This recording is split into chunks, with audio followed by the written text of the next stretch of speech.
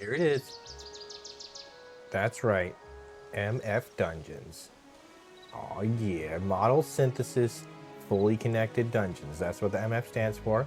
All right, so what is it? What is it? It's a mod for Hytale that lets you create dungeons. And this video is to try and explain how to get it set up so that you can add dungeons to your own world. So we're going to need some tiles. If we go to here, you can see I have some tiles. Now, the tiles have to have the X and the Z the same length. And the height can be different, but all the tiles should be about the same height. The anchor needs to be in the northwest corner of your tiles. And that's mostly it. You can build whatever you want for the tiles. And then you just have to make sure you know what, or you remember which connections you set for the given tiles. And once you have your set of tiles, you need to create the actual asset, which is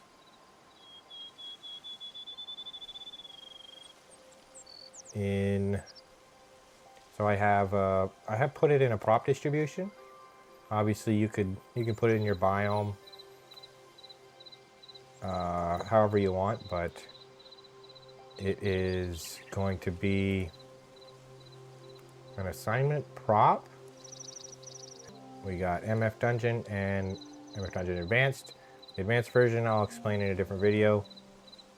This one is just the regular simple version. The advanced version is going to be a bit more complicated. But here we have our tile size. This is the X and the Z. How the length of the X and the Z. The height. And then you can say max tiles. The dungeon will stop generating when it hits this number. So when you've spawned in 1,000 tiles, it'll stop generating the dungeon. You put a seed. Obviously the seed just changes the random generator, so you can generate different dungeons with a different seed. You're going to need bounds and tiles. The bounds defines the boundary of the dungeon, so it won't create any tiles that don't fit inside the bounds. The bounds is a little weird. Point A is inclusive, point B is exclusive. So for example, here it will place a tile at -10. That'll be valid, but at 11, an X of 11, it will not be valid, and it will stop at X of 10. And it's just how Hytale's dungeon bounds data structure works. So if you just subtract 1 from your max, that's going to be the last valid location for a dungeon tile. And then that's the dungeon bounds. It will treat the boundary as a solid wall, and so it won't place any tiles that try to connect outside the bounds of the dungeon. And once you have that set up, you set up your tiles. Now, I've got 7 tiles here. You can have as many tiles as you want. Obviously, the more tiles you have, the more complicated it is. It's gonna make the dungeon generator take longer. But the first tile is going to be your entrance. When the dungeon first generates and it places its first tile, the first tile will always be this tile here, the first tile in the list.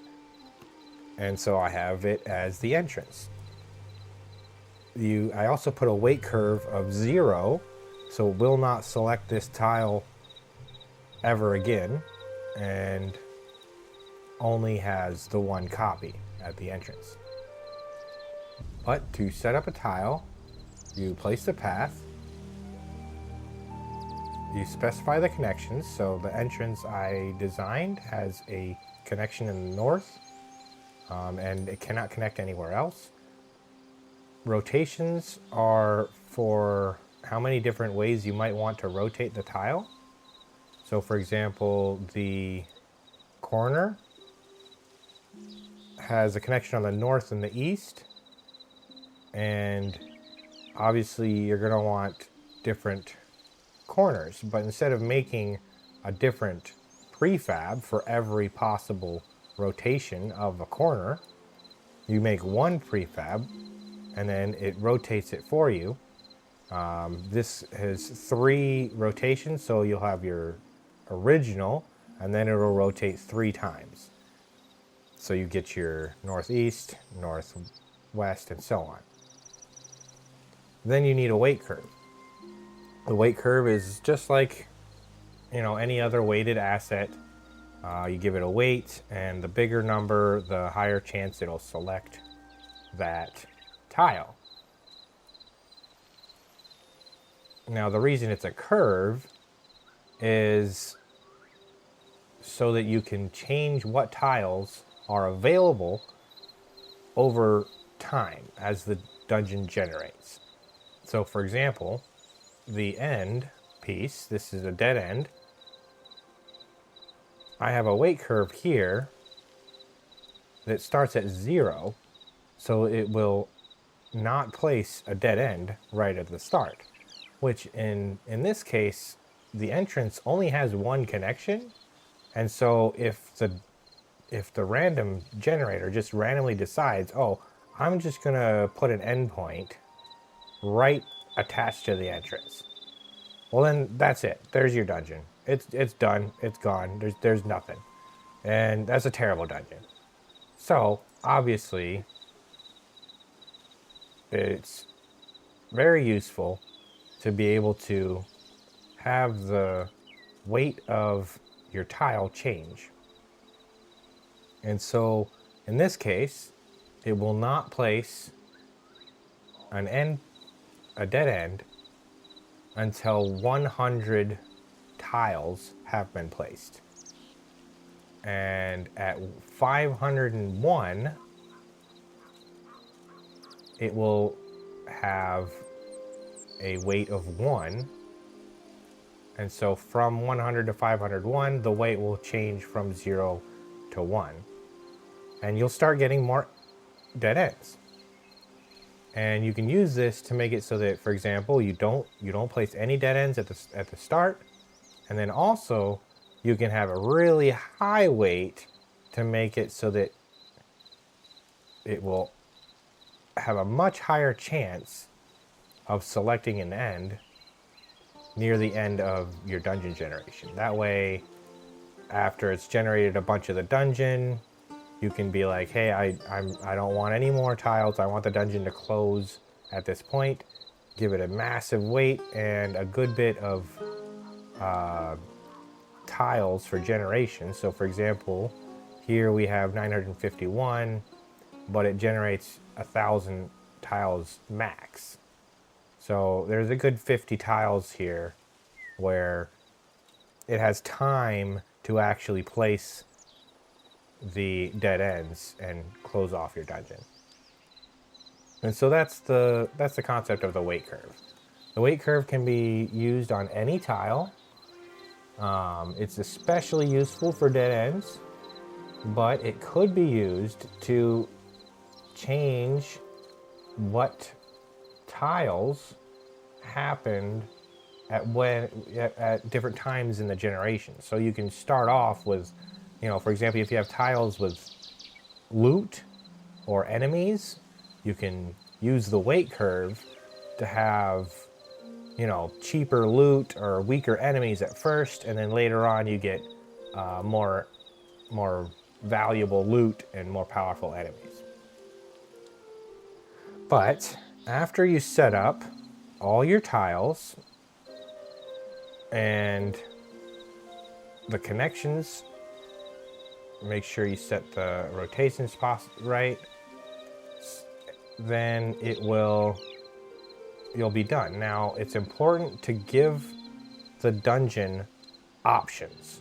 If you go and you place only one corner and you don't have any rotations, the corner is only north and east, then it's not going to be able to attach a corner in any other rotation, and your dungeon's not going to work. If you don't have some of these, it could not generate. So it's important to have the tiles available for the generation. But other than that, once you have all of this set up, then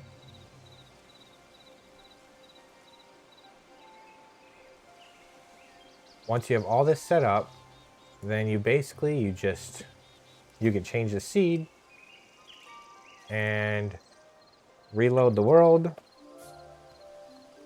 World gen, reload, and it'll generate a dungeon for you. Now this generation is guaranteed to be connected. Every tile it places will connect to the current dungeon. That's how, at least how it's designed. And so as long as you have the tiles set up and the connections correct, you shouldn't ever have sections of the dungeon that do not connect to other sections of the dungeon. And everything should connect properly. So, some things to note is that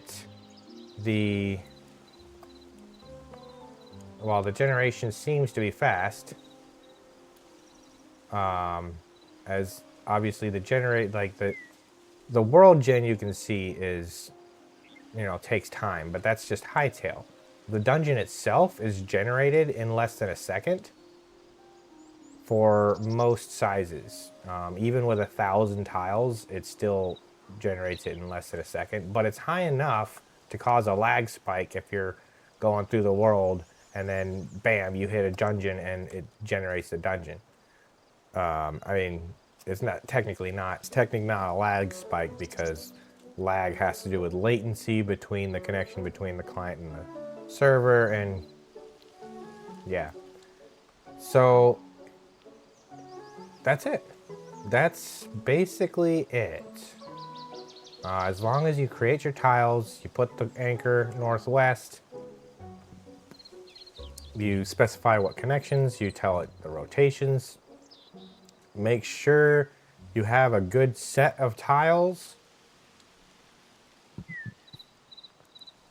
so that when it generates the dungeon, it will have its options available to it. Then it should work fine. Now, there is an advanced version. I will explain the advanced version in a different video, as it's, well, advanced. But for this, that should be it. And hopefully this all makes sense and you'll be able to get to making your own dungeons. I would recommend using them in a portal world so that it spawns at the beginning of the world when you enter the portal, because it will likely cause a slight pause if it tries to generate the dungeon while you're exploring a world. So yeah, thanks for watching. Hopefully this helps, and maybe I'll see you in the advanced tutorial.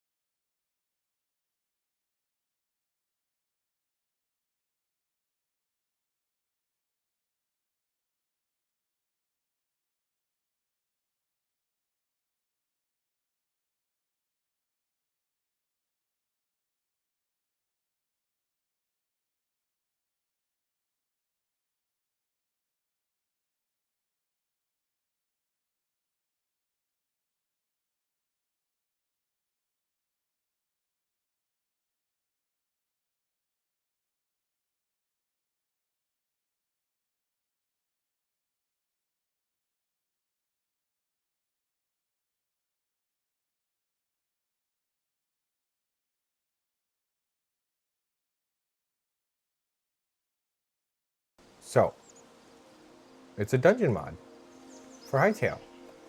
It lets you make dungeons and add them to your mod. So how does it work? Well, it's relatively simple. All you really need to do is create a set of prefabs. It's all tile based. And so the prefabs are the tiles that are put together to create the dungeon. Now,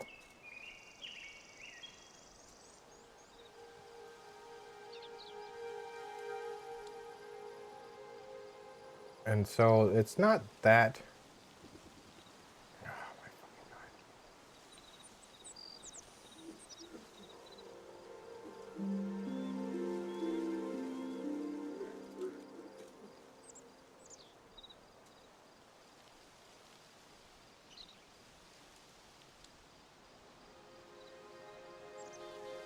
So you're gonna need some tiles, some dungeon tiles.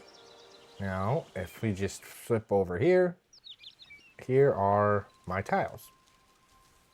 I've got a corner, a little end piece, a four-way. Here's this is a stairs down and a stairs up. We got a straight and then a three-way.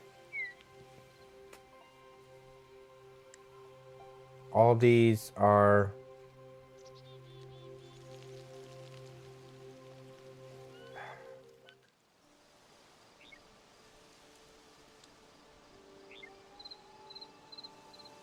all right. So you're gonna need some tiles. If we just, oh my fucking God, go fuck yourself.